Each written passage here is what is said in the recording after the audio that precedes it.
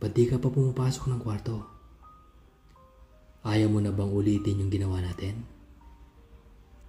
Agad at malakas ang loob kong umiling bilang tugon sa tanong niya. Saka siya nagtanong uli na, sigurado ka bang ayaw mo nang matikman uli ang katawan na to?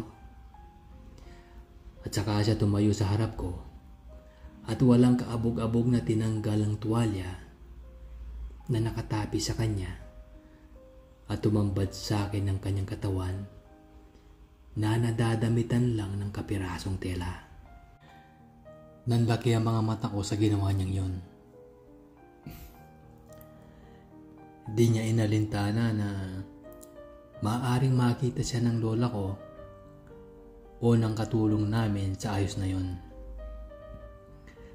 Nang mapuna niya na natulala ako sa inasal niya, ay sinamantala niyang hawakan ako sa ulo at ilapit ang mukha ko sa harap niya. Nang mapuna ni kuya na nakatingin ako ng gusto doon, ay saka niya sinabing, doon na tayo sa kwarto mo para makita mo na ng gusto yung nasa harap mo. At saka niya ako tinayo at hinila na papasok sa kwarto. Di na ako nakapalagpa nun. Siya na ang nagpatay ng TV at pinauna na ako na pumasok sa kwarto. Sa pagpasok ko ng kwarto ay di ko alam kung anong gagawin ko. Nanatili ako nakatayo hanggang nakapasok na rin si kuya at tilak ang pinto nito. Lumapit ito sa aking kinatatayuan at tinanong niya kung bakit mukhang umiiwas ako sa kanya. Di ako makasagot. Umiling lang ako. Inilapit pa niya ang mukha niya sa mukha ko, tsaka nagtanong, bakit? May ibang lalaki ka na bang tinitikman? Hindi ba ako ang nakauna sa'yo? Ang sabi nito. Nagulat ako sa tanong niya at sinagot agad siya ng, wala ah. Wala pa akong karanasan nung may mangyari sa atin. Ang sabi ko. Nagliwanag ang mukha ni Kuya Jeff pagkarinig nun at kumisi ng parang nakakaisa at sinabing, tama naman pala ako. Ako ang nakauna sa'yo. Ito ang unang pumasok sa bibig mo. Ang sabi nito. Matapos noon ay inilapit ang mukha niya sa akin na 1 pulgada lang ang halos ang layo sa mukha ko at pabulong na sinabing, marami pa akong ipapalasap sa'yo. Saka inilapat ang kanyang labi sa aking bibig at ako'y hinalikan. Langhap na langhap ko ang amoy ng sigarilyo niyang bibig. Hindi ako nakagalaw sa ginagawa niyang yun. Halos nakatingala ako habang hinahalikan niya. Sa mga tinura na yun ng pinsan ko ay nawaglit na lahat ng pinaplano kong pagtanggi sa gusto niyang mangyari. Ewan ko kung anong meron siya at agad akong sumusunod sa utos niya. Sabay sabi nito na, tandaan mo ha, wala kang ibang katawang paliligayahin kundi sa Kuya Jeff mo lang. At pag hindi ka sumunod sa gusto kong mangyari, may makakaalam ng sikreto mo. Ang sabi nito. Tumango lang ako sa tinuran niyang yon. Lubusin mo na ang pagpapaligaya sa akin. Ang dagdag pa nito. Pakiramdam ko, para na akong alipin nun na sunod-sunuran sa inuutos niya. May kabang ginawa ko ang utos niyang paligayahin siya. Nanatili siyang nakatayo habang ako ay nakaluhod sa harapan niya. Para akong alipin na sumasamba sa Kuya Jeff ko. Pinagpapawisan na si Kuya sa halos kalahating oras kong pagluhod sa kanya.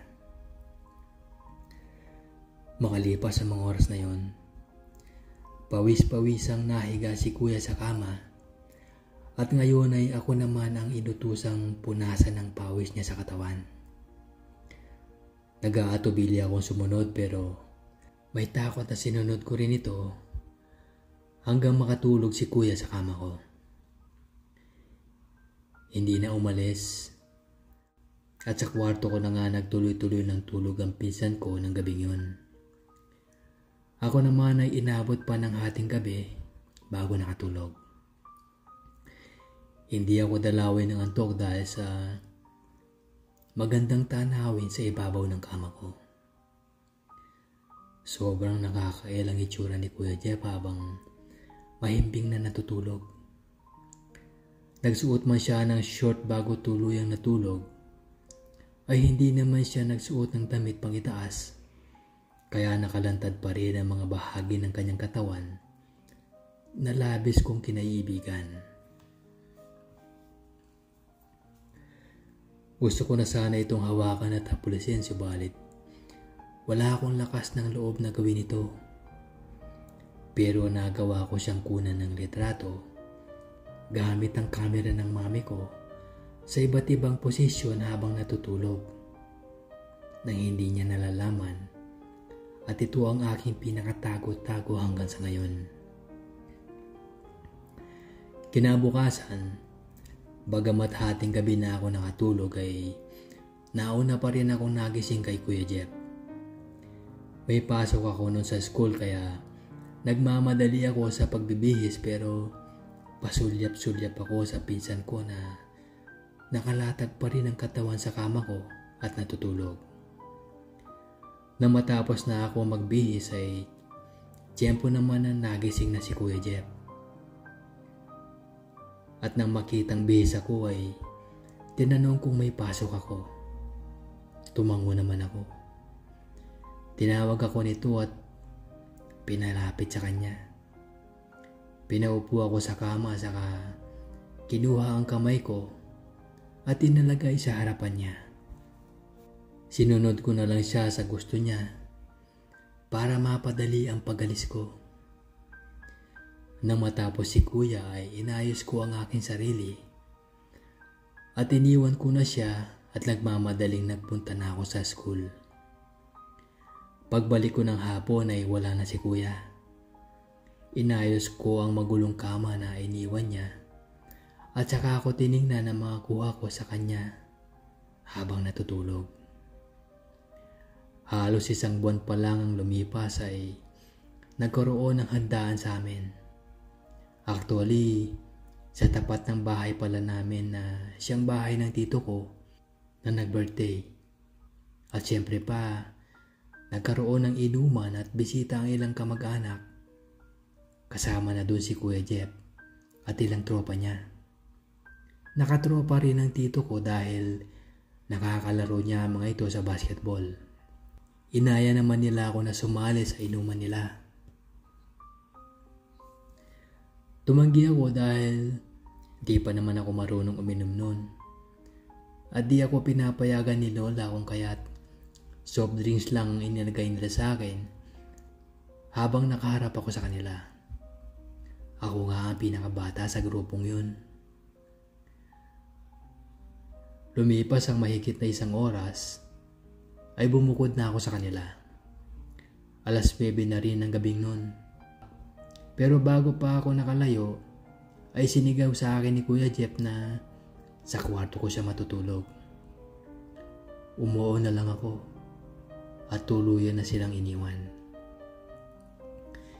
1 oras pa lang ang lumilipas ay pumasok na sa kwarto ko si kuya at kumuha na ng tuwalya.